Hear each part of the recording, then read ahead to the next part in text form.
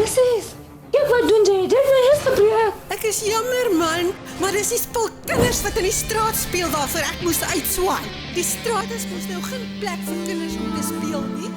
Hou niemand dan toesig oor sulke klein kindertjies nie. Ek weet nie meer wat om met hulle aan te vang. Maar hoekom is hulle jou verantwoordelikheid? Waar is hulle ouers dan? En dit was 'n baie goeie vraag. Maria Morwankie vertel vir Isidora hoe sy nou die laaste tyd kos gee en sorg vir 'n klomp kinders wie se ouers skielik vermis geraak het. Maar haar middele en ruimte is te beperk om dit vol te hou. Hulle eet haar uit die huis uit, maar Isidora het 'n plan. Wat van 'n kleuterskool? Ons begin 'n kleuterskool en dan kan ons die kinders daar insit. Ons omskep 'n gebou in 'n kleuterskool en dan kan ons geld vra om ook na ander mense se kinders te kyk. Man, is dit nie 'n baie goeie plan nie? Die kinders is baie opgewonde oor die nuwe verwikkelinge.